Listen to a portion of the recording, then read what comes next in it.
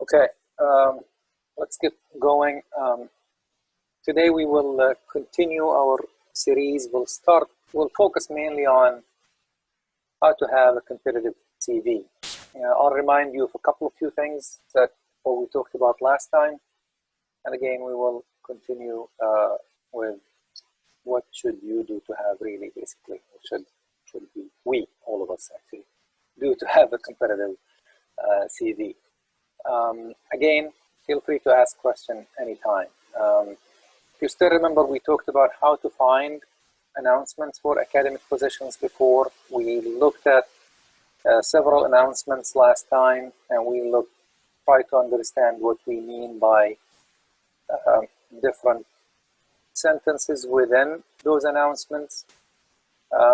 If you take a look at last time, we also toward the end summarized of what are usually the application materials that need to be submitted with faculty applications, usually a cover letter, CV, teaching statement, research statement, and references. I started with the CV because that's basically the main building block of everything else. If you have a good CV, you can easily write a very good cover letter, and if you have a good CV, you can actually write the other ones. So I want to start with the CV, how to make sure that you have a good CV, not only how it looks, but the content of the CV too.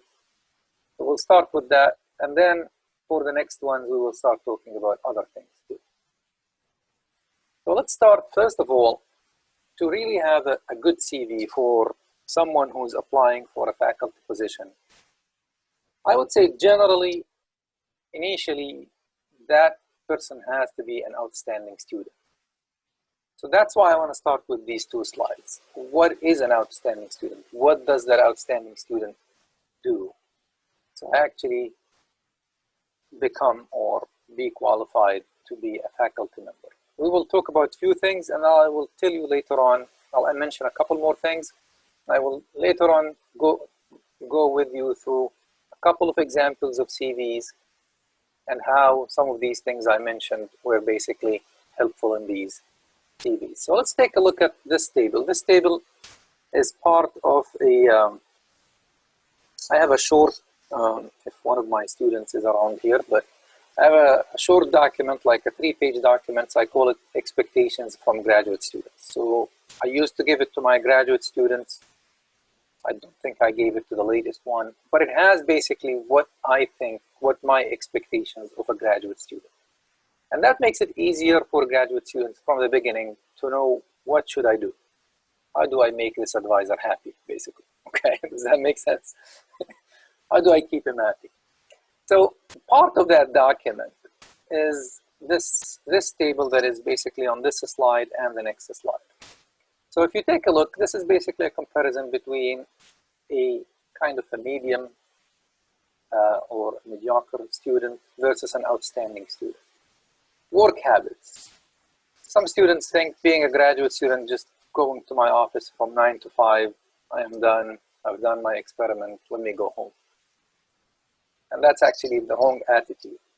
The outstanding students think of trying to use the time efficiently, but at the same time, work as long as the experiments or the research needed, basically. As much as the research need, I used to work very long hours. I still do in many days, but used to be even more. So you don't want to think about being in a graduate school. It's something that I do when I go to the lab or into my office in the morning, early afternoon, or somewhere in the afternoon I leave, and that's it. Doesn't work like that. Okay. The second characteristic in there in the table is basically keeping up with literature. If you notice, kind of outstanding students always are reading, always checking the literature, trying to know what new articles have been published. Students who really kind of medium or mediocre students end up just reading whatever articles the advisor gives them, but they don't really try to initiate their own search and trying to read on their own. Research hypothesis, that depends on which field you're in, but again, the outstanding student always and continuously trying to understand, does my data or my analysis confirm, does not confirm, how is this data basically relate to the research hypothesis that we're working on. Other students may just be waiting there and just not trying to relate the research hypothesis with the data. Lab notes, if you work in labs, and that was added to my table because some of my students, or most of them actually work in the lab.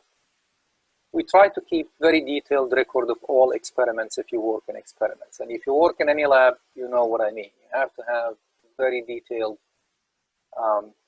step-by-step procedure, all your notes, everything you've done. Believe me, you will forget in 2 weeks, but when you start writing papers and trying to explain those results, you will go back to those notes, because some of the results may not make sense unless you go back to those notes and see. Maybe that something happened during that experiment that you forgot about. Writing. Outstanding students usually try to write all the time, or at least summarize some of the information or some of the results that they have. Once I am done with like a part of the research, whether it's a set of experiments, a set of analysis, I try to understand, plot the figures, plot the results, try to understand what they mean, and maybe write a couple of paragraphs explaining what they mean. That's always a very good exercise, a very good practice. Publications. Outstanding students usually look at this as really very important for what I'm trying to do and for the future of what I want to do, especially for PhD students. For some students, it's just an afterthought. I want to finish the experiment. The advisor can do whatever he wants to do with the data. That's just the wrong attitude. Problem solving. You really need to try to solve the problems without keeping to ask the advisor, oh, this happened, what should I do? That's the attitude of an undergraduate student and maybe a master's student. If you're faced with a problem, try to solve it. Remember, in 2 years, you and your advisor, or few years, you and your advisor are colleagues. So you have to develop this problem-solving skill without going back to the advisor. And the other thing is also problem-solving give you these skills of leadership. It gives the advisor a feeling or an understanding that you're really trying to lead that research. You come to the meeting well prepared, you tell him, I did this, I faced this problem, here's how I solved it, based on this work or that paper. That tells the advisor, he or she basically, that this student knows what he or she is doing, and maybe don't have to interfere that much. Let them do what they know what they're doing. So, and that usually develops after the first 2-3 years of the PhD, depending on how long your PhD is. But after the first 2 or 3 years of the PhD, if the advisor you convince the advisor that you really understand what you're doing, you know what you're doing, believe me, the best thing for us is not to interfere. We give you guidance. It's one less thing that I need to worry about from the 300 things that I need to worry about other students, faculty, committees, and other things. So if there is, I have dealt actually with the students that after the first maybe 2-3 years, we discuss research results, we discuss what to do, whatever, but I also give them the freedom to even run other experiments because I have the confidence that they know what they're doing. Other students, they don't have that. So you keep actually asking them, making sure that they know what they're doing, why you're doing this, does these results make sense or not. Outstanding students think of these things on their own. And the last thing on this table is basically teamwork. Some students think, oh, I just need to worry about my research, and nothing to do with the other students that my advisor is working on or in my research group, and that's it. And I also believe that's the wrong attitude. You just basically need to understand that whatever gets out from with the group, with your advisor, is actually a good thing for you. Having an advisor that really have a large number of publications, a good group, a good, well-cited research is actually beneficial to all the students, not only to the advisor. And again, the attitude also of helping with other things. We'll talk about that in the next couple of slides. if somebody needs help, offer the help. Even offer to your advisor that, oh, by the way, I'm interested in this topic you're working on. If you would like to, I can maybe help in help doing some of that research or in the lab. That's always a very good attitude. But again, before you offer to help, you want to make sure that the advisor is satisfied with what you're doing with your own research. So you're doing basically good work with your research. You're maybe done with the classes. You could maybe work on other things on the side. And that's always a very good attitude too. So those are just to keep in mind what is basically an outstanding student should look like. And from these outstanding students, you usually also get outstanding faculty members because they've been trained to be leaders, as I mentioned, to tell basically the advisor, oh, we've done all of this work, this is great, but such and such did this work, I believe we should do this. That's basically developing leadership for your research. Knowing what other people are doing in your research group, that's giving you basically more that you can actually not only know what you're doing, you also know what other people are doing. So it basically widen your horizon of what other research going on, not only my PhD. So all of these things are actually very good things for PhD students or future faculty. And again, we'll talk about another couple of things that I usually did not include them here in this table because this is a general table that I usually in part of that document that I give to all my students. But generally, I also, the first period when my students join the group, and I think many people, many advisors do that, they would like to know what this student is interested in. Are they planning, or is that student planning to go into academia, industry? And this is not to put a pressure on anyone. But basically, to me, I look at it, how best can I help this student to get where they want to get to be? So for example, if somebody is really interested in a faculty position, I would give them other things to do during their PhD. Once they're close to graduation, they're senior, they're done with their classes, maybe help with, first, I will make sure that they get their papers out more quickly. So they become basically more important, maybe to get their papers out. If I have 2-3 papers that I have to review at the same time, I'll make sure I'm reviewing the paper for that student first. Because they're applying for faculty positions, they need that publication more quickly than others. The other thing, I may offer them an experience of writing proposals when they become basically senior or close to graduation, helping me with writing proposals. And again, I don't force them. If they don't want to, totally fine. They don't have to do it, that's fine. I'm just trying to give them the experience that they need as faculty members. So how do I prepare? We'll come back to visit some of these other points that I mentioned previously, but how do I prepare a competitive CV? The first thing, as I mentioned previously, let your advisor know that you are interested in academic positions. They may give you other opportunities that they don't give to other students. And the earlier you let them know, the better, because the earlier you let them know, the more time you have or the more time they have to get you involved with other things. You don't want to come and tell them like 6 months before graduation. That's too late. It's within the first year, you let them know during different, you go with lunches or dinners or whatever you do with your advisor. During those meetings, if you also keep reminding them or letting them know that you're interested in academic positions, that is always important.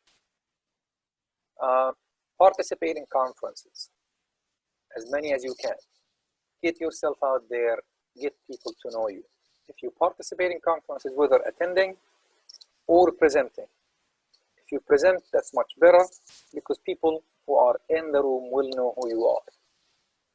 That is very important when they look at a CV. If they're, for example, let's assume we have a position here at the university and a specific student applied. When I see the name, I remember that that student, I have seen a presentation for that student before. It makes a significant difference because you have your own impression when you see somebody present. So again, to go to as many conferences as possible. And I try to get my students to go to conferences. Sometimes I pay for them to go if they're presenting, and sometimes I push them to go and maybe share the cost with them or something like this.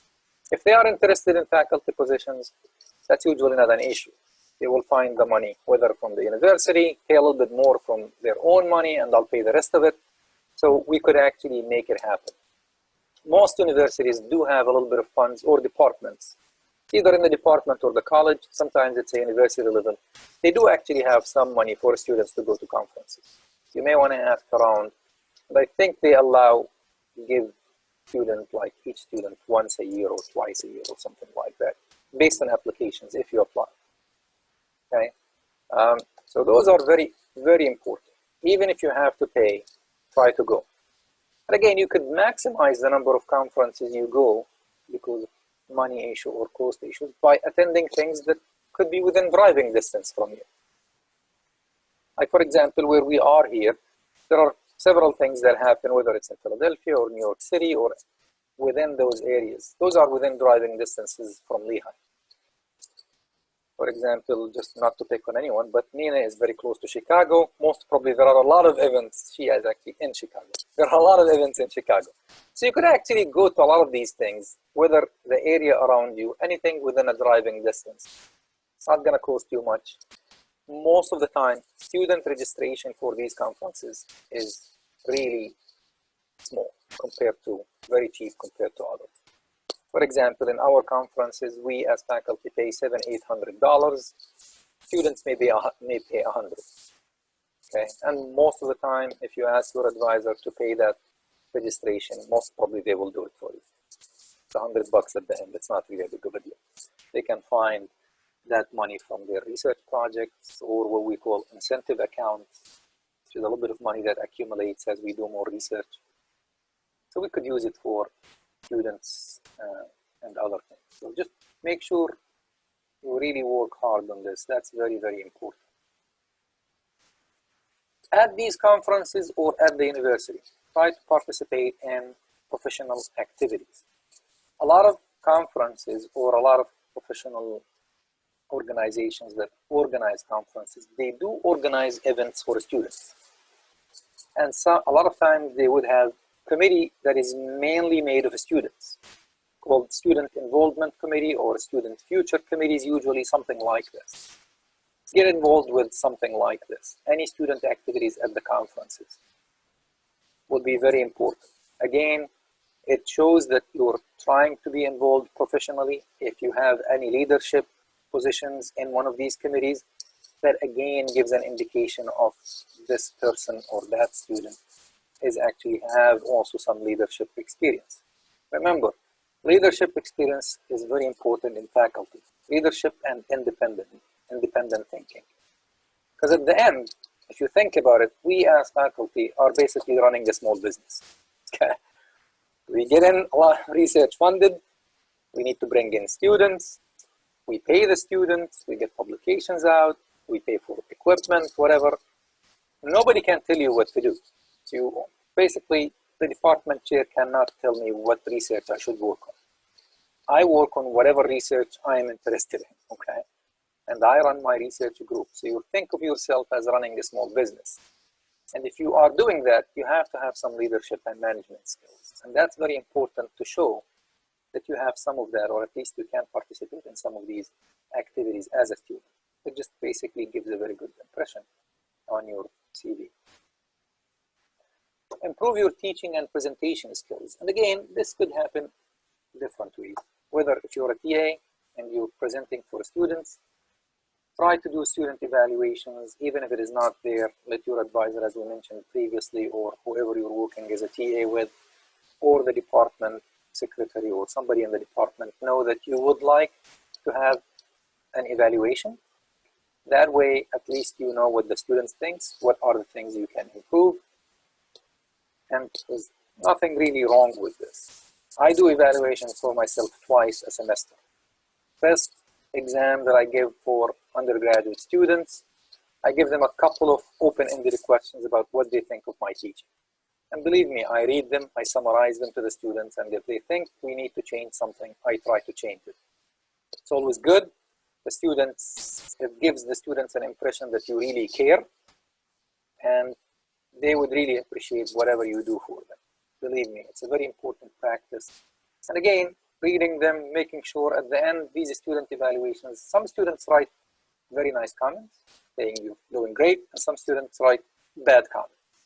Take them both and make whatever is good better, and make whatever is not good also try to improve on whatever is not good. So that's for teaching. For presentation skills, I don't know about different universities, but a lot of departments have these student presentations, seminar activities, and other things. Try to participate. Don't shy away. Even if your language is not good, even if your research is still not, you don't have a lot of results, if they ask you to do it, go ahead and do it. It's a practice. It improves your presentation skills. When we do it at Lehigh, we also evaluate the presentation. Not because we're trying to really make it very hard for students who are presenting, because we would like them to have better presentation skills. That's the main goal for it. And again, if you go to conferences and present, that's another way of improving your presentation skills.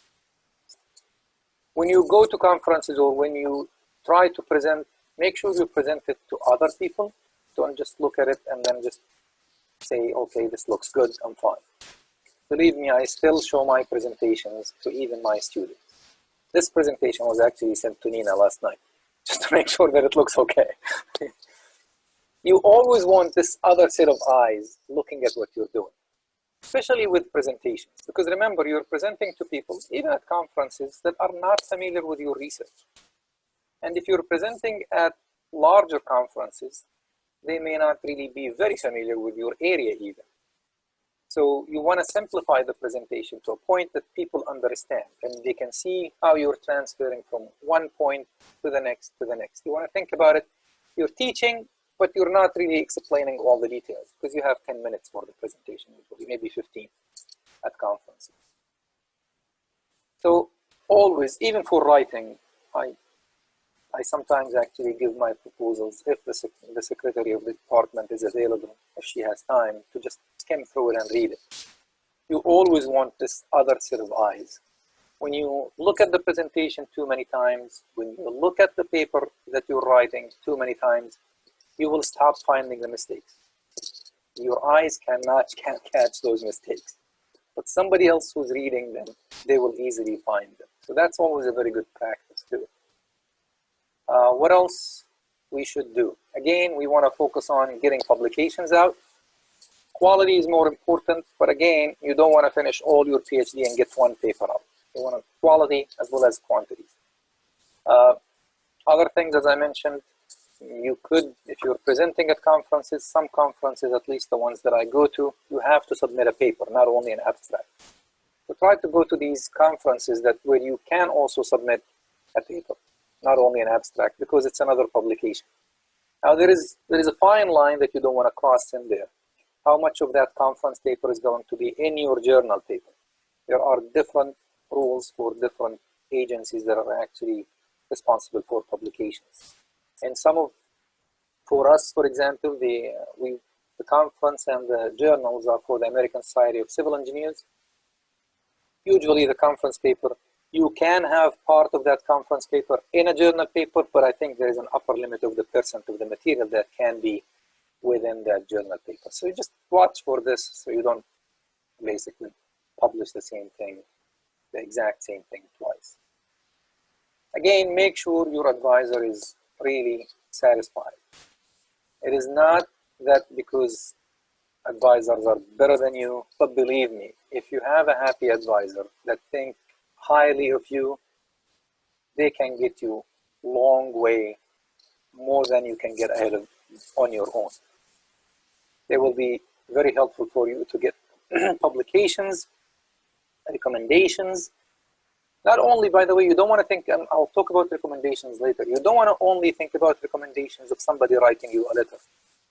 Believe me, we are at a conference, and if my student is applying at a specific university, the faculty at that university will come back and chat with me and say, oh, by the way, this student is applying to our position.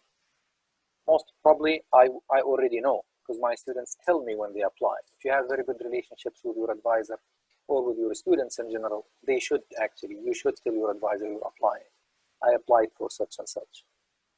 And they would take actually a recommendation letter from you basically at a conference. And if they see you're excited about that student, there's nothing better you could say, right? But if they see you're hesitant about recommending that student, you're done. Your application is not on the list anymore.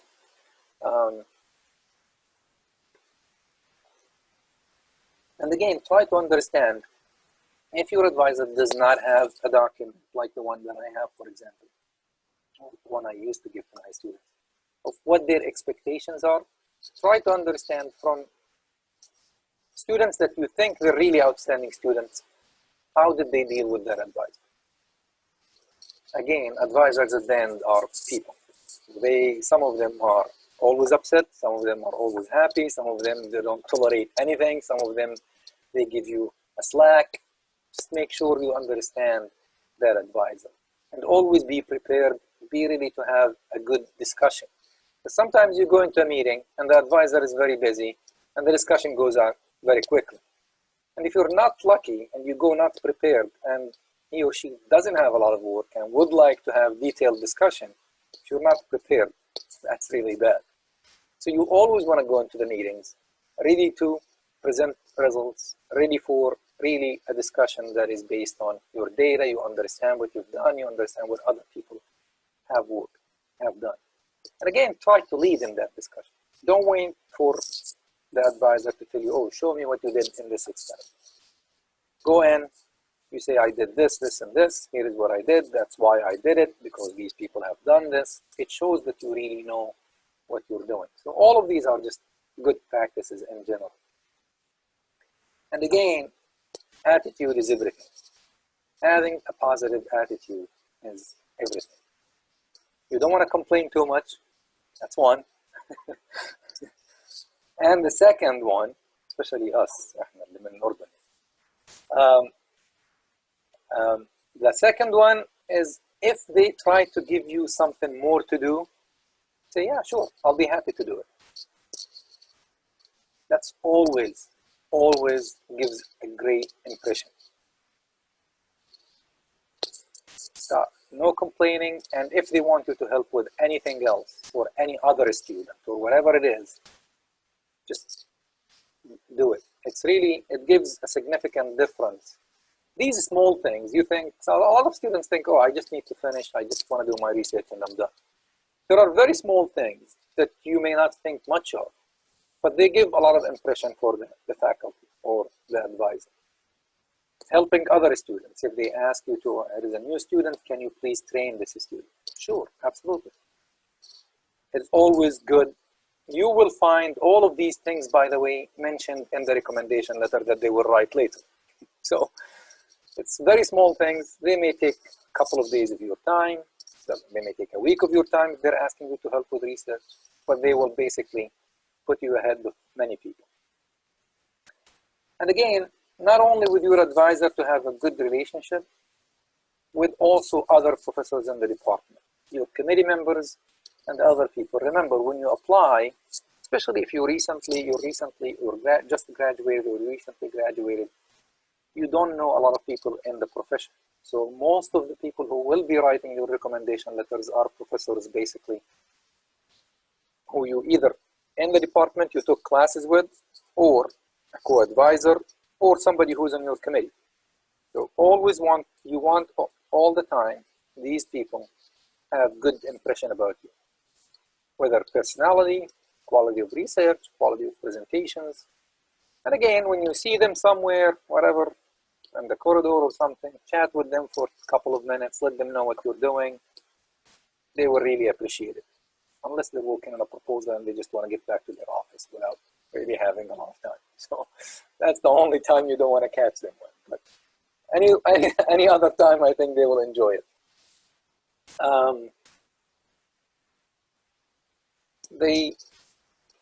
The other thing is, as I mentioned, just most advisors, I would say the vast majority of them will will really give great recommendations for students who do their work. They have a positive attitude. Now, there are few things that could happen. Avoid significant arguments with your advisor. Okay. Not about research. Research, that's totally fine. You always want to discuss research. And if you have a different point of view, as long as you can prove your point of view that you're right and he or she is wrong, which is totally fine, it can happen from a research perspective, that's fine. You don't have to tell them out in their face that they're wrong, but you could tell them that I think this is what is happening, and that's fine. They will accept it. But again, try to have conflicts about other things, classes, grades, oh, this paper or that paper. Just avoid all of that stuff. Just be easygoing. People will appreciate it. Okay, let's take a look at what the CV or CV for academic positions look like. And again, we'll go through examples later on. But again, you have name and contact information at the top. We usually do not put a picture in CVs in the US. And remember, this is a CV. An academic CV or a CV for an academic application is a detailed CV. It's not a one-page resume that like what you submit for a company or something. No, this is a long CV. Okay. Many pages. So we talk about name and contact information, no picture. Education, master's or bachelor, master's and PhD, the university you got it from, the year. We usually add the title of the PhD dissertation and the name of the advisor, nothing else. We don't add the classes, we don't add any of that stuff. And then publications/research, we'll see how we can include and what we mean by both of them. And then teaching, and then service or professional developments. Professional development is basically conferences you attended, workshops you attended. Services, as I mentioned, student committees that we talked about, whether it's a national conferences or student clubs that are related to your area on campus, being basically president or a vice president or a treasurer or whatever for these clubs or for these student groups is always great. Now, if you take a look at this, the order that I have is I have publications or research before teaching. That's basically the most common one, especially if you're applying at a university where there is a graduate program where they're doing research. If you're mainly applying for a teaching position, that teaching basically comes before the research. So you basically switch the teaching and the research. If you're applying for a teaching position, they're basically interested to know more about your teaching. So you put the teaching before the publications. Okay, what other things about the CV? It has again to be very well organized, formatted. You don't want to have a lot of spelling mistakes and all kinds of stuff. Again, prepared for academic positions, which means it's a detailed CV. It contains consistent and correct information. You don't want to exaggerate. You don't want to mention something that is not true. I have seen this before, believe me, and we do find that information. Because again, remember, you could ask. I mean, if I know the advisor of that student, I would just pick up the phone and call them. It's simple and easy. So you don't really have to. If you work hard, you will have a very attractive CV without really needing to make up anything. And again, expect the committee to look at you online. Where did they publish? Where did they present? And other things. We don't look at your Facebook page. That's not a big deal, okay? We don't care about social media. Because it's an academic position. So you should have actually a freedom of thinking without really worrying about anybody else. So before we go into this, I don't know, did I mute everybody? I don't think so. But anybody would like to ask any questions before we go into the examples? دكتور مهند تفضل. هلا في بعض السي فيز بيكون فيها الاوبجكتيف. يعني في البدايه قبل ما تعطي اي معلومات تعطي انت شو اللي ناوي تساويه، شو حاب تعمل. هل هي ضروريه؟ في academic positions, no, because this is actually is part of your cover letter. Okay. It's like it is usually, I see it usually when students or my students are applying for industry positions, but not in academic positions. طيب الشغله الثانيه مش اللي هي اخر نقطه حطيتها expect the committee to search او انه مش already انت بتعطي 3 references that they can contact. That is true, but again at the end, remember, I think I mentioned that last time. طبعا يعني they're not gonna go and do data mining about you. No, that's not what I'm saying. If they find, for example, a presentation that you have given before online, they would like to look at it. That's all. I mean, it's not really something digging too much into it. If they find a colleague at a conference and you are shortlisted, or they expect to Zoom interview you, or they may ask them about it. That's it, and not really something that is too much digging into it. Yeah. Okay. Does that make sense? Yeah, of course. Thank you. Yeah, yeah. Dr. Mohanad, for faculty position, do you really care about the online presence? البروفيشنال خلينا نحكي مثلا LinkedIn ولا بس بتطلع على السي في أكثر؟ Well, honestly, not much. I've never really looked at somebody's LinkedIn looking at the faculty search. We mainly look at the CV and the application material. And as I mentioned, if you find, we don't really start digging or looking for other information until we narrow our search to the top, maybe 10 or 15 people. Before that, if we're not interested in that application, we're not really going to waste our time looking or asking about that applicant. But when you are in the top 10 or 15, if you hear that people are asking about you, that's actually a very good sign. That tells you that you're in the top 10 or 15 people, okay, which is a very good sign. Which is okay, they can actually go and ask. They most probably will contact your references. But again, as I mentioned, just they may look and find, okay, let me see if that person presented in that conference. Some conferences, they have their presentations online. So they could just see, and just to see how your presentation skills are, but nothing really much. And if they see a faculty member from your institution, they may ask them about you. That's really all what it is. Thank you. مهند ممكن سؤال إذا سمحت تفضل. لي؟ هل في يعني أنا بعرف إنه مثلا في بعض المنظمات أو الدول صار عندها standardized template للسي في زي اليوروباس، وبعرف إنه ما في يونيفورم يعني one fit size بالسي فيز، بس هل بفضلوا بالأكاديمية لأن زمان ما عملت سي في according to whatever template، هل بفضلوا template معينة ولا just إنها مرتبة حسب ما شرحت الله يجزيك الخير بالفورماتنج اللي ذكرته؟ I think just إنه مرتب ما فيش template معين. هلا راح نشوف a couple of samples. هذول the two samples صراحة they're my students يعني.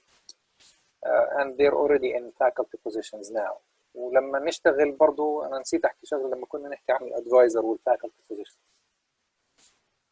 If you have a good relationship with your advisor, he or she will help you prepare your application material.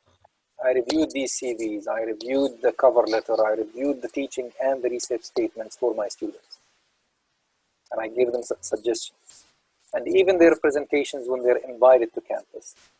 I go through their presentation in details, maybe sometimes having 2-3 hours discussion of changing their presentation. So if you have a very good relationship with your advisor, they will actually give you that much time. So whenever you're applying, make sure that you give it to, first you do your best in preparing them, and then make sure that, tell them that you're looking, you're starting to apply, would it be possible for them to review it? And believe me, most of them will be happy to do it. Remember, your success is their success. Simple and easy. Yeah, so going back to your question, there is no specific format, but I will go through a couple of CVs.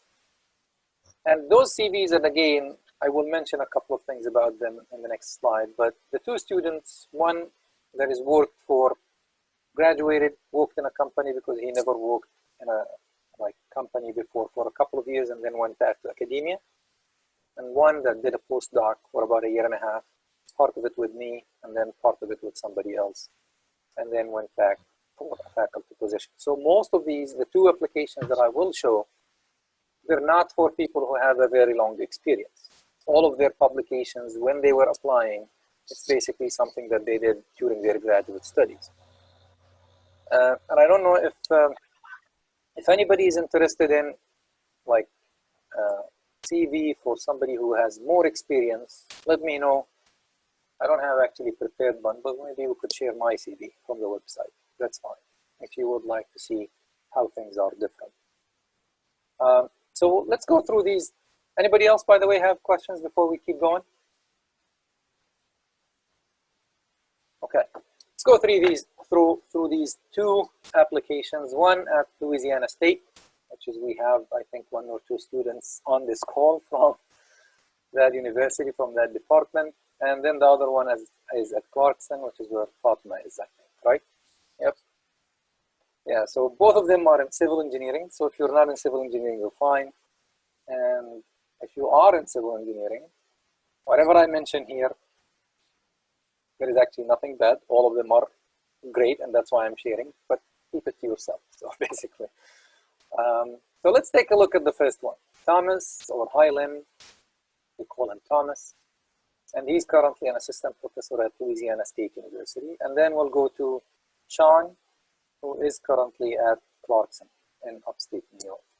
So let's take a look at Thomas, and we'll take a look at what he did, and then we'll go through details of his CV. I have his CV, and then I made comments, few things, to follow up on some of the things that I mentioned previously. So Thomas joined Lehigh in 2010, which is actually the same year I came to Lehigh. He came right after his bachelor degree. He did not do master's. He went to the graduate program right after his bachelor degree to go right into a PhD. But Thomas is originally from China, and most of the countries on the other side of the ocean would like students to go bachelor, master's, and then PhD. So he did he got a master's along the way as he was doing his PhD. Okay, he graduated in 2016. He went to work at a company in New York City for a couple of years, for 2 years, and then started his job at Louisiana State in 2018. So he basically worked for only 2 years. Okay, but it was a very good experience for him.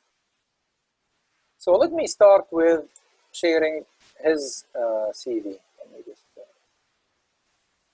put it on the screen, make sure that everybody can see it, and then we'll go through a step by step. Can you see the new document? Okay. Okay. So if you take a look, for example, this is the name as a PhD. A PE, if you're not familiar, that basically means professional engineer, because he worked in the industry. There is an exam that you could actually take. I personally never took it because I never needed it in the academia. I could if I want to, but it's also a very good thing for us in engineering. So again, the name, and this is basically his address, cell phone number, and email. That's it. No picture, nothing. Okay. And then the next thing, and again, if you notice, it's simple format, but it has to be really nicely formatted. The next thing, and I have a few comments in here. Let me just see what is the easiest way to do it here. Remove this. Okay, good. So the next thing after the name and the address and the contact information is basically the education. You go through PhD, master's, and then bachelor degree. If you notice, you just basically put the university and the month/year you graduated from. You include the title of your PhD dissertation and the name of your advisor. This is important, especially for people who are reviewing the application. They quickly would know who the advisor is. If anybody evaluating your application know the advisor, that makes your life much easier. Assuming your advisor is good. If your advisor is not good, that doesn't make your life easier. Okay. And then, since this is a university that does a lot of research, he basically have publications or research. And if you notice, he listed the refereed journal publications first. And if you notice, all of these papers were actually part of his PhD research. So we actually produced 8 journal papers out of his work. We may actually produce one more. We're working on another one now. I have no idea that he did part of it before he left. So In engineering, I don't know about other fields, but in civil engineering, 8 journal papers is way beyond what average students do. 4 to 5, 3 to 5 is actually the average students in civil engineering. And remember, especially if you do experimental work, doing experimental work takes a long time if you work on large experiments. And the review process in civil engineering at least, or in other engineering too, takes a longer time in journals. So again, he started working with me in 2011. By 2015, we basically started getting papers out. Okay, 3-4 years, but he's an outstanding student. Again, once he was done with the classes and everything, this is maybe one of the most well-organized students I've ever dealt with. Always in the office, always working, still have some fun, but doesn't waste a lot of time with his fun. And whatever it takes to do the work done, to get the job done, he will do it. He had a very good attitude with new students, helping them with whatever they want help with. A great student. So anyway, if you notice in here, this is referee journal publication. When you are a student, notice in here we have these that already have a DOI, which is basically means it's published. But in here, he has one, it says in publication. Usually we write accepted, but that's the way he would like, he liked to write it, that's fine. And then if you take a look at the next one, if I take a look at this comment, it says here in review or under review, either or. So that was already submitted. The last one that he has, it says basically draft being prepared. Usually, if you're a PhD student or a recent graduate, that's okay to include papers you're still working on. Usually, if you are more of an experienced faculty or have been for a few years there, we don't really usually include the draft. You have to clearly identify, maybe you could say, or paper in a separate section, papers in preparation or something like this, but you don't include them with the list of other papers. But for students or recent graduates, that's okay. And then if you take a look next, and we go back to conferences again, Thomas, he attended so many conferences when he was a PhD student. And again, we go, sometimes he went with even not having a paper to present, and he would pay part of the cost, and I would pay for the other part. Or one time he actually wanted to go. I didn't have enough money, he paid most of the cost, but he wanted to do it, okay?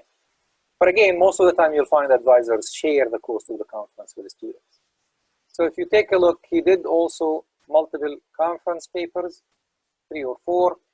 Most of these, if you notice, actually all of these conferences that he went to are basically conferences where you submit a paper and the paper is reviewed, and then some papers are selected for presentations.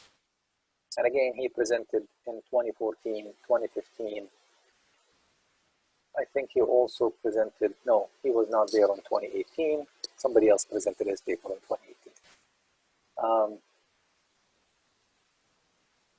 And then technical reports or other things that he worked on during his PhD, sometimes helping me with some work, or basically a small research project on the side that we worked on, and we worked on submitting a report for a company or something like that.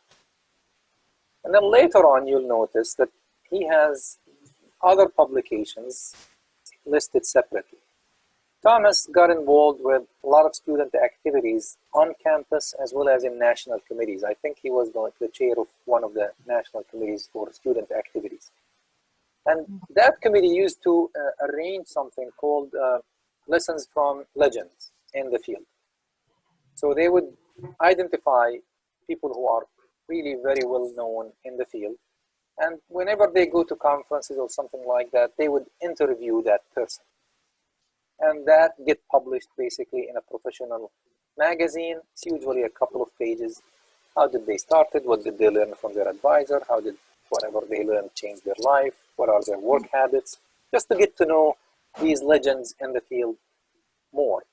So he did few of those. So all of those that are in a magazine called Geostrata are basically something like this. And later on, we'll see that his student activities too. So again, you're already like 3-4 pages into his CV, and you could see a long list of publications, participations, conference papers, and presentations, and other things.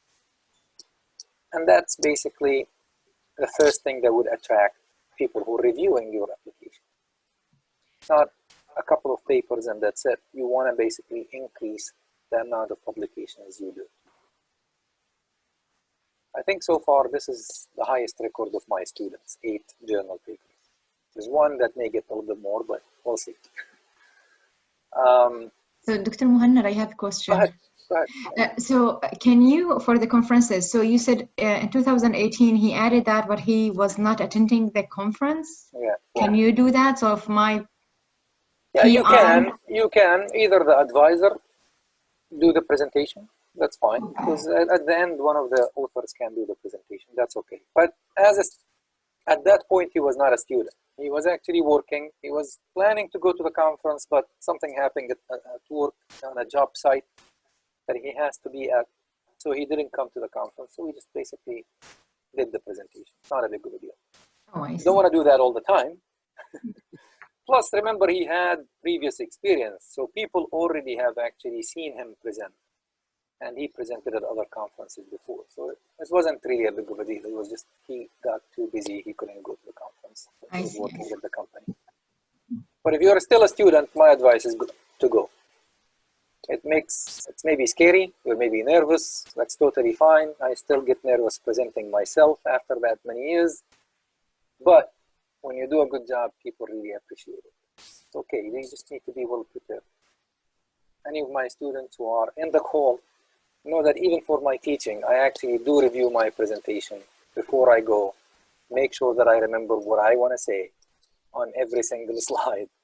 Because otherwise, you really, if you are not prepared, whether at a conference or for teaching, people who are you're presenting to, even if they're a student, they're very smart.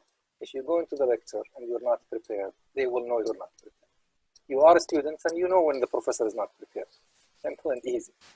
So people are not dumb. You just need to prepare well and just basically do your best.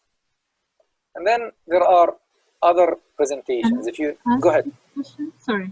Go ahead. like هي الأسئلة على الأشياء النقاط اللي الدكتور حضرتك تفضل فيها. هلا إحنا بجوز ما عندنا كثير في فرص تعمل publications as conference papers، بس في مرات بعض السوسايتيز بيكون فيها تنشر الابستراكتس وبتظهر هاي الابستراكتس على الجوجل سكولر، يعني هي بتبين حتى انها من الببليكيشنز تبعتك although it's not a full publication. How to show that in the CV? That is fine. You could mention it as a conference publication, but at the end of the title and everything, for example, if you go here to one of the conference publications, you have the authors, the title of the paper, and then the conference. At the end, just between brackets, abstract. Okay. That basically means that it is only an abstract, it's not a paper. And then remember, people who are reviewing your application, they're in your department, they know what the conference requires. So. في كمان بعض المرات ممكن إنه نفس الشغل مثلا تقدم خلينا نقول تعمل presentation، خلينا نحكي مثلا بوستر، نفس البوستر بتروح لكذا هلا وبنفس التايتل والى ما الى ذلك. هلا هذا الشيء بعرفش بجوز انه مش كثير advantages، بس how كمان انه to reflect that in your CV or resume. My suggestion is still to include it, because at the end, even if it is a similar poster or the same or something like that, it shows your activities. You didn't only go to one conference, you went into multiple ones. And that's always important, I think. It just basically shows whoever is looking at your application that you're involved, you try to participate in multiple things, not only one thing.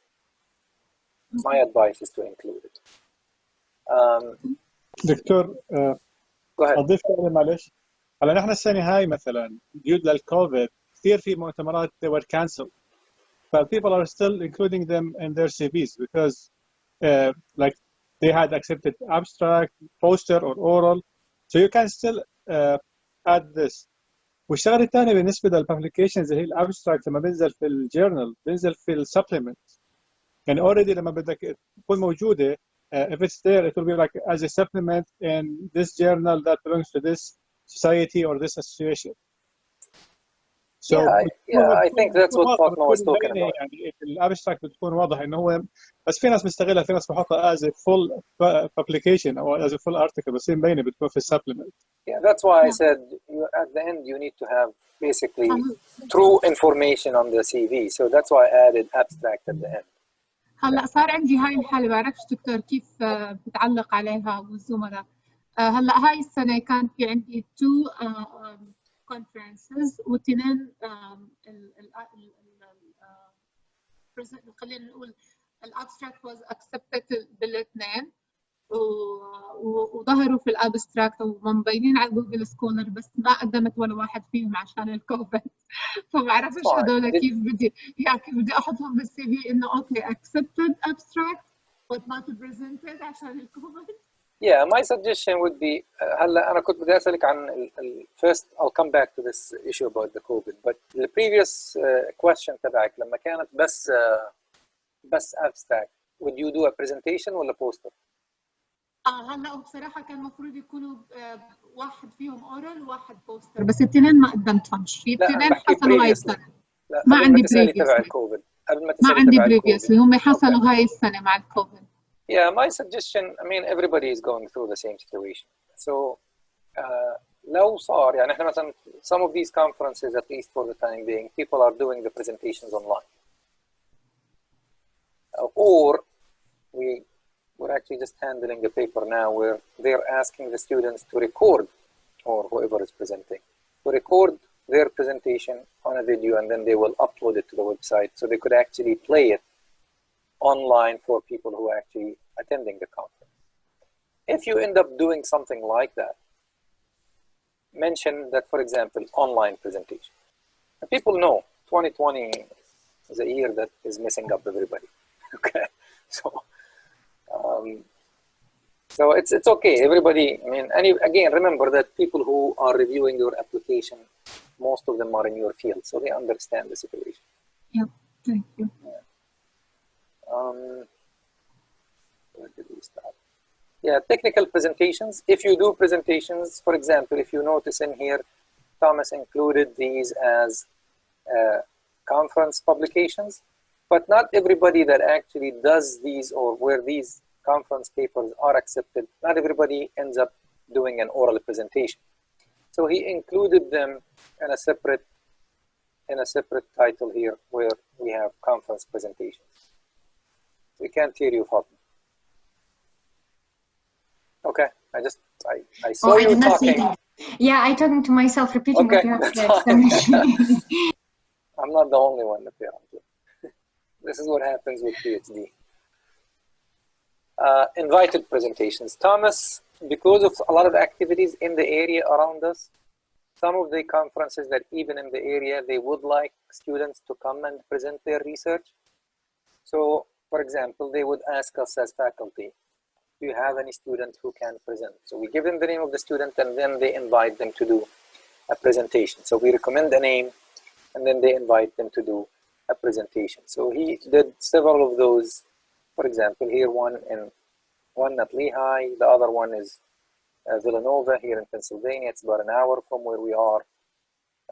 There is actually another one, I think, in Philadelphia or something like that. So here is another one at Villanova too. So these are student activities, or you could call it a workshop or something, but they have something specifically, a specific night or a specific activity within that workshop for students. So we would recommend the name and they would invite the student to participate.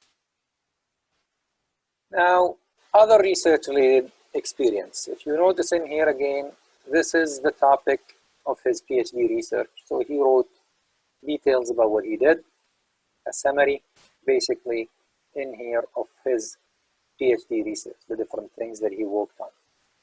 If you are more experienced and you've been out and doing and as a faculty for a while, usually this is not in your CV. But if you're a recent graduate or still a PhD student, this is a good thing. You give them a little bit more details about what you've done. And if you notice in here, number 2, being who he is and very well organized and wanted to go into a faculty position, so I started getting him involved in other things. For example, this one is source-structure interaction of laterally loaded files or foundations. I ran a couple of tests previously, but I never really worked on the data or processed the data, and I didn't have time to do it, so I gave the whole thing to Thomas. We discussed it multiple times, how to prepare the results, what they mean, whatever, and we ended up basically getting a publication or a couple of publications out of it. Again, I was trying to get him to do more work to make his CV more attractive or more competitive by basically adding more to his CV for publications, as well as it's well deserved. It's not really something that I did it as a favor. He is really a very good student and he's capable of doing a lot of things. So if he was not a good student, I would not actually give him my data to work with. And again, he also I had a small project where a company wanted us to do a test for them, so he got involved with that too. We went to the field in Maryland, did a test for a week almost, and he got involved with that too. If you take a look at here, there is as I mentioned, given that he was interested in academic positions, so I actually asked him to help with proposal writing. And if you notice, the ones that I mainly asked him to help with, those are the 2 most important ones, 2014, 2016. 2016 is basically the year he graduated. He was almost done with everything. 2014, he was done with the classes, but he was basically starting to show that, yes, I want to do more so I could actually go into academic position. So again, if you notice, this was submitted to Qatar National Fund, and this was submitted to National Science Foundation. Actually, both of them got funded, so that was great. There was another one, so the most important is the number 1 and number 3. There is number 2 is actually internal within Lehigh, so it's a very small one, only a couple of pages, not really a big of a deal. But the NSF one, the National Science Foundation, is really a significant experience to write or help in writing proposals for, because the success rate for proposals is about 5 to 8%. So from each 100 proposals, they fund basically 5 to 8. So having an experience writing a proposal or helping, and again, depending on what he wants to do, so I was giving him parts. But having that experience of being exposed to how to write a proposal or something like that is a very significant experience, especially when you're talking about a highly competitive funding agency.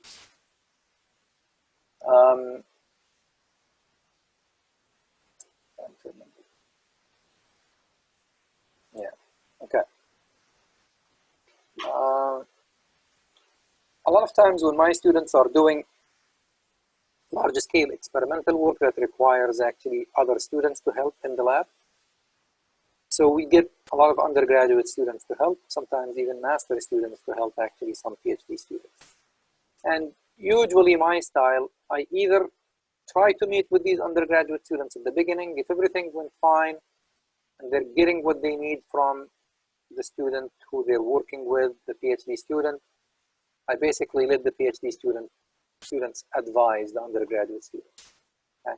And again, it gives you this leadership skill, advising student skill, that is making sure that everybody, you can actually work with the students. And remember, when you're working with undergraduate students, they have, at the beginning, they have no idea what you're doing.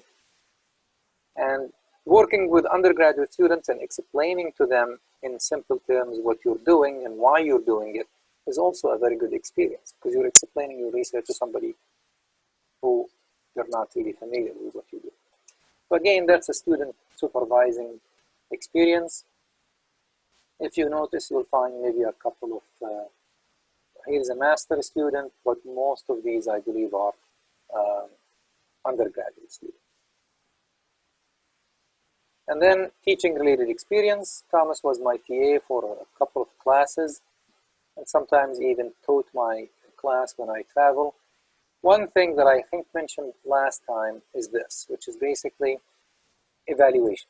As I mentioned, Lehigh, where I work, they don't really have they don't have an evaluation for TAs. They may have what they call instructors, but in our case, they're classified as teaching assistants. So they don't really have a good evaluation process for TAs. So I worked within the department to create this simple evaluation form for the TAs that work with me.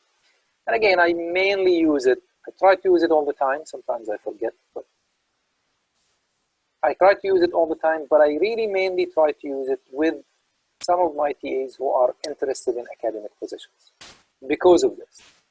Because at the end, they could write that I have a student evaluation 4.9 out of 5, okay?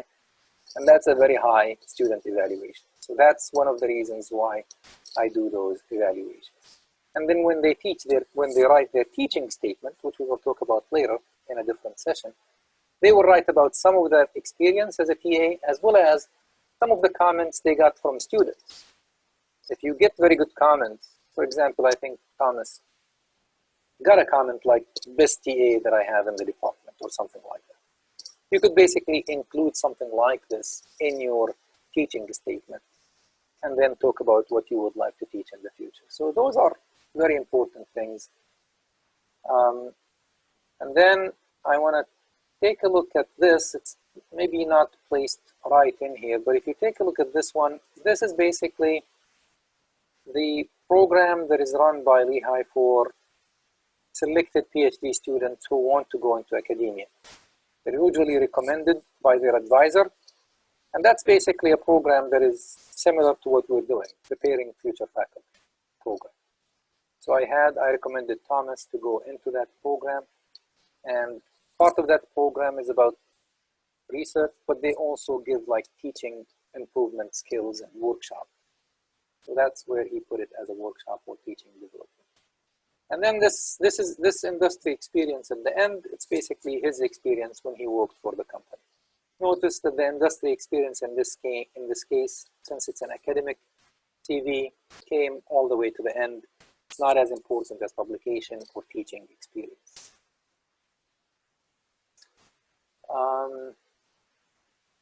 And then he has his activities as a student, as I mentioned, service and activities. If you notice, he was a president for a student chapter here at Lehigh.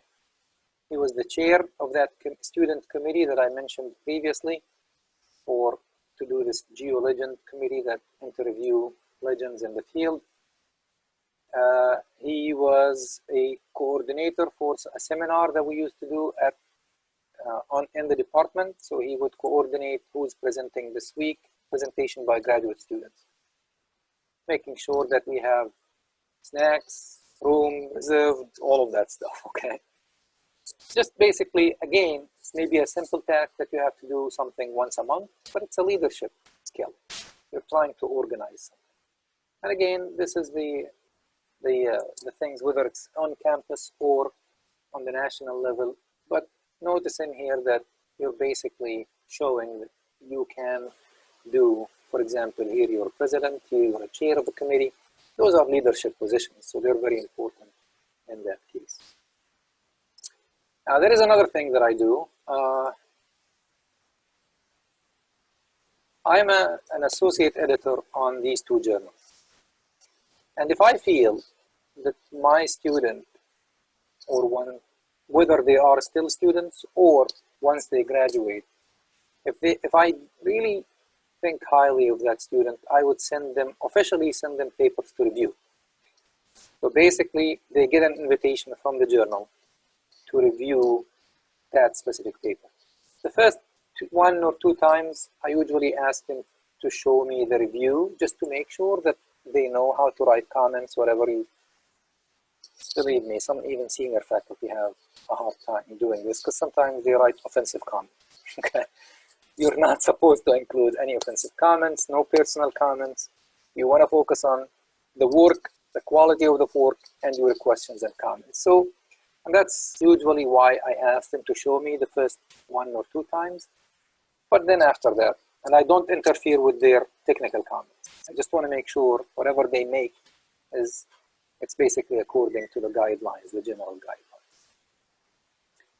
And again, these are professional development conferences, workshops, and other things. If you notice in here, a couple of these that he went to multiple times were actually in Pennsylvania. So it's a driving distance, basically. You don't have to go very far if you can. Some of them even at the university. You just, anything you see, you think that will be professionally helpful for you, go ahead and participate. It adds to your CV when you're basically applying for these positions. And again, membership for professional activities. I think we recommended him for some of these students and professional activities, but generally any professional activities in your field that they organize, or they have maybe a student membership instead of a professional membership, be a student membership, that's okay. That shows that you're really interested in the professional field too. I think that's all what I have on Thomas's CV. So any comments before we jump to the next one? There are a few differences between here and there. So the second one, I will only highlight few things. We're not going to go through as details as this one. So any comments? So that really sounds so competitive. I'm just wondering how many interviews he got. 3 or 4. Okay, out of how many applications? Oh, he did a lot of applications. Okay, so it's normal. Yeah. Don't worry about number of applications you submit. Those are going to be countless. I mean, just a lot of them. So, but I would not really, I would look at, as long as you start getting phone or somebody asking about you, asking your advisor to submit a recommendation letter or your committee, that means you're in the top 10, 15. If you get a phone call, you're maybe in the top 6 or 7. And if you get a phone call or basically a Zoom interview, and if you get invited to the to campus, you're basically one of 3 or 4. So your chance is 25% to 33%. You lowered your chances from 1 in 200 to basically 25 to 33%. Yeah, he got, I think, 3 or 4. The first interview he went to, and that's normal. You may not do very well in the first interview you go to. Faculty interviews, and we'll talk about this later, is really, really long. We were basically talking about 2 days interview, and you meet with a lot of people. And yes, they would like to take a look at your research and presentation skills, how good your research is. But again, you go for breakfast with people, you go for lunches, you go for dinners, you go for the second day the same thing, meeting everybody. And they're basically trying to find anything to say yes or no. So, okay. Yeah. So the first time you interview, it's a tough interview. I think this one, Louisiana, maybe was his maybe second or third interview, maybe third interview. But actually, before he went to this specific interview, and again, if anybody from LSU, keep it to yourself. That's for your future if you want to help your students. Although he was actually working in New York at that time. And he told me after I reviewed his application, whatever, we went through all of that, told me they asked for recommendation letters, we submitted them. I made sure that other advisors or other professors submitted them, so I talked to them to remind them to submit the recommendation letters. And then he told me, for example, my interview is on this date. So I asked him, can you come to Lehigh? It's about 2 hours drive. So we could actually do a live presentation for what you want to present in your research presentations at LSU. So we did that. I asked students to attend. I invited a couple of faculty, and I asked them, the faculty knew that this is basically his faculty interview presentation. So give him basically comments, make sure that he basically improves the presentation according to the standards when we interview faculty. So they gave him very good comments. I gave him very good comments. He improved it. He did practice the presentation a couple more times. And it went actually very well. Again, that's why I say keep your advisor happy and satisfied. They will give you they will offer to help in so many things that you would not even imagine. What else? Any other questions? مهند إذا تسمح لي إحنا كان نحصل عليها بس يعني من باب الواحد يأخذ some insight ولا it is personal يعني. Which one? What? Can we get it يعني to get insight from it نعمل update Oh, our the CV? A copy of the CV? Yes. Yeah, for a copy of the CV, I mean, I'll ask Thomas if he's okay sharing it. I'll share it. That's fine. Please. Yeah, just to make sure that he's okay with it. Okay, anybody else? He probably would have a copy of this online, so it's supposed to be fine. إذا عنده منها نسخة. Most probably you'll find it on his website. If you search his name, he has the Louisiana LSU website, but he also has a link to his research group website. Most probably his CV is there. But I can ask him, don't worry. I can text him and most probably he will say yes. I'm not worried. So, as I mentioned, one of those guys who was helpful for a lot of people. A great attitude. I would not expect he would have any issues. Okay, anybody else? في سؤال في الchat. Should we have go ahead. a list? Can you read it? Yeah. Should we have Are a these list two of questions the same, by the way? I think there are two comments. Are they the same comment or different? So I think one of them is for you because I don't see. I see only one. Oh, I see two. Okay, go ahead. So should we have a list of references in the CV? You don't have to. A lot of times for academic positions, we submit the list of references in a separate document. Because the list of references is not only names, it's names, mailing address, contact information as email and other things. So usually it's a separate document. Yeah, but not part of the CV. Okay, anybody else? What was the comment? Was that the comment or the question, Nina? Yes. Okay. هلا أنا عندي سؤال. Go ahead. إيش الترتيب اللي بتحط فيه ال research publications في البيبر؟ ما حسيت إن هو مو حاطه في ترتيب زمني. It doesn't really matter. Usually, a lot of times when you take a look at faculty, I mean, just go to the website of your department, for example, and take a look at their CVs. A lot of times we put the newest at the top, and based on time. So the oldest at the bottom, the newest publication to the top. That's the most common way of doing it. Also, comment بالCV تاعتي أنا عندي section سميته posters, talks and abstracts وعملت list لهدول الأشياء تحتي. So I think في حدا حكى عن هذا الموضوع. So that's okay. Again, that depends from one field to the other. So my suggestion, if you are not sure how to list something, go to some of the faculty in your department. Take a look at their CVs. Most probably they're already online, and see how they listed them. Because different fields may have different expectations. Like, for example, I know this conference that Thomas went to. If I'm reviewing his application, I know this conference has papers, it's reviewed, and I know some people are selected for presentations. Just looking at the name of the conference. So I know how to list it. I know it's listed right or not. So I would, if you're not sure about something, just take a look at some CVs from your department faculty and see how they list them. Yeah. Okay. So there is another question from the chat. I got it. So why do we need to add a research project section by the time we usually share a research statement document for the position? Well, if you don't want to, that's okay. But remember, your research statement, it's about a page. So your research statement would talk about what you did, but you also want to talk about what you are planning to do, as well as the funding agencies you want to submit proposals to. So the research statement, it has a paragraph about what you did, but it also has other things. And again, it's a page, maybe a page and a half or something like this. Here, it's another opportunity for you to show a little bit more details about what you've done. That's all.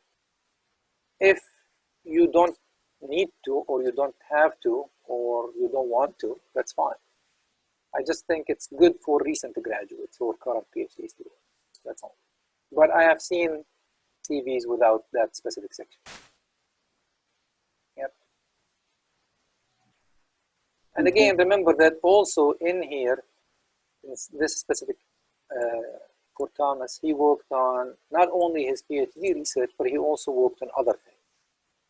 So maybe that's another reason why to include that section if you worked on other things, not only on your PhD research.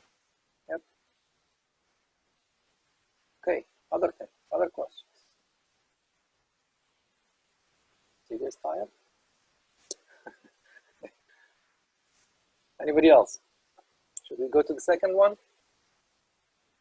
Okay. Let's take a look at the second one. Oh, there is another comment that just came through. Is that the same comment that we...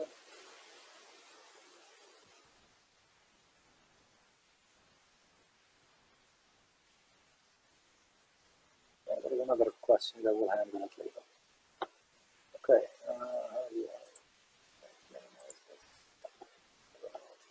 Let me stop sharing and then I'll share one more time.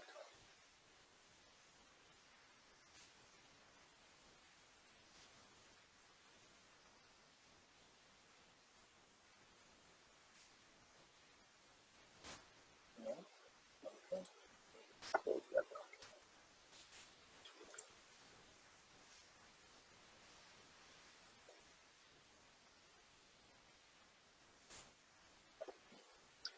Now I understand why. I was asking me if I want to see. Okay. So let's go back to the PowerPoint just to introduce the second student, and then we will go and start with a couple of comments.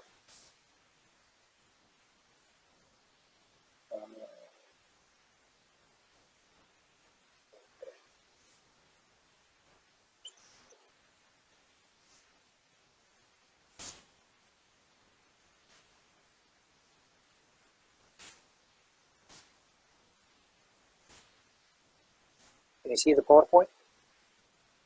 Okay.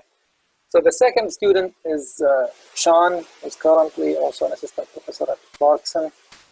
And again, let's introduce him. Again, he the same information that I provided before. He joined Lehigh in 2011. He was already done with his master's in China. He had a couple of situations happen during the PhD on the family side, so he took him a little bit longer than we expected, but he did great work. Maybe one of the smartest students that I've ever dealt with. Graduated in 2017, did a few months with me as a postdoc before he started another postdoc at another university, University of Oklahoma, and then he started applying for positions, got to answer Fatma's question, got few interviews, some on the phone, one before this on campus, I believe, and then Clarkson. And I'll talk about, so he started in 2019. Let me just share his CV also.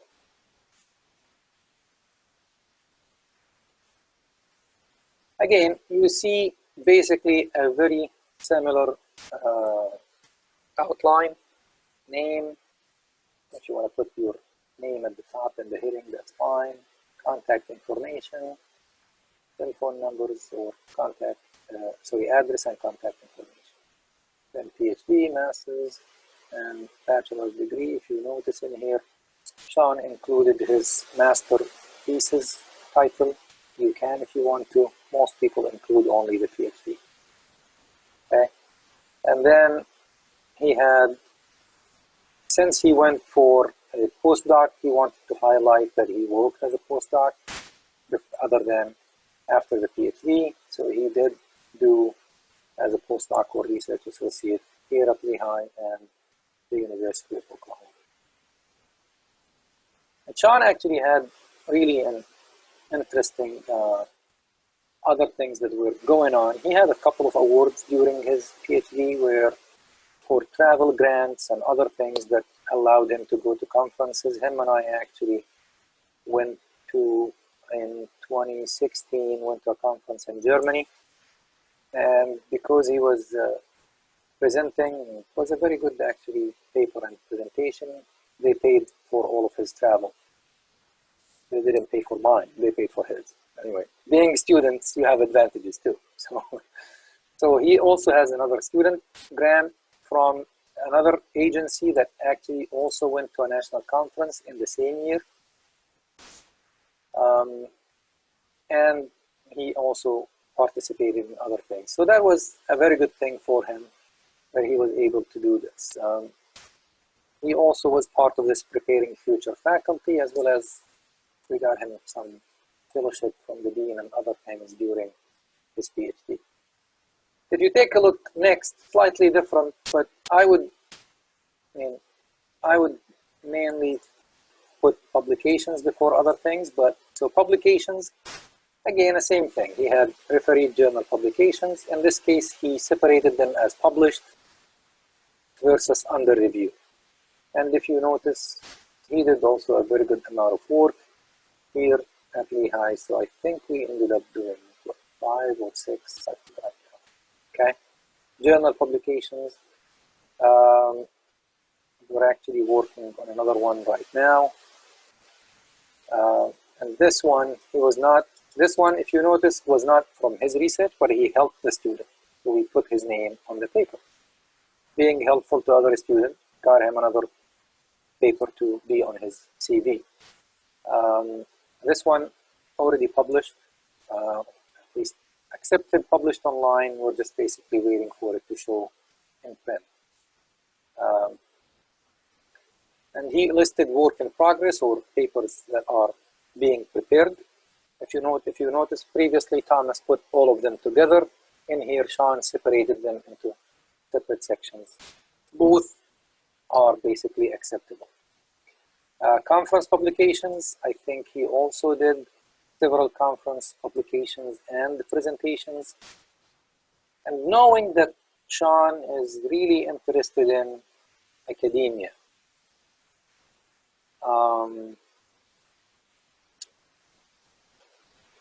I think it was maybe this presentation. This was presented in person. And again, English was not a major strength for Sean at that point. I think we practiced this presentation maybe 6 times together, to the point that I think while we are in Texas, I think we practiced this presentation in the car. We rented a car while we were there, and we practiced this presentation in the car one last time. Again, language was an issue in that case, and I wanted to make sure that he presented in a specific way. Believe me, it pays off.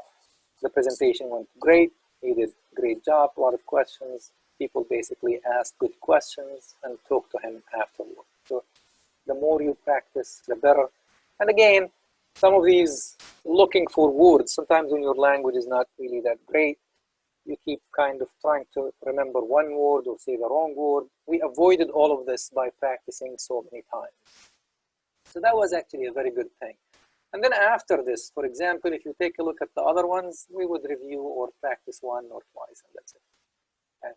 But I always ask my students to present or show me the presentation and maybe present it to me before we go to the conference, just to make sure that it actually goes well. Again, this is the conference, I believe, that we went to Germany. Yeah, that's the international conference in Germany. He also did a very good job presenting there too. So again, and then after, there is refereed conference publications, and there is conference. These usually are not refereed. So we also have a couple of these simple, whether it's reports or conferences, local conferences that we did things for. And then if you notice, there are other publications. He also got involved with this GeoLegend activities at the professional level. So he basically, Thomas prepared him to get in because Thomas graduated before him. So they basically did similar things to be involved professionally, whether at Lehigh as a student chapter or at the national level. And again, he did the same thing here. He had some research experience. Notice in here, And he lists other research experiences that are not part of his PhD because he did work as a postdoc, so he basically had other experiences after the PhD. And again, given that he's interested in academia, I also asked him to help with some research proposals. This one that was actually written in 2013, I think 2014, anyway. But it was also, it got funded, which was good experience for him. We had one that we submitted to the National Science Foundation. It was not funded, but still it's a good experience, even if it was not funded. And again, he also worked with undergraduate students as well as graduate students, so he helped mentoring some of them. And again, we go next after research to teaching experience. Same thing, he basically was a teaching assistant for a couple of the classes, and when we did teaching evaluations, he also included his teaching evaluation. And notice in here that he basically separated his experience as when he was teaching versus when he was just grading homeworks, which is fine. Field experience, since he did some work as a postdoc in Oklahoma in the field, and we did some also field experience, research experience in the field here at Lehigh. And then service and development, as I mentioned, volunteering experience, invited reviews, and again I invite him to review papers since he was very well prepared, and then professional developments and conferences that were attended. So if you take a look, the structure of the CV is really similar. Talk about contact information and address, degrees. If you did a postdoc, add it below that, and then you basically go into research, teaching, and service and other activities.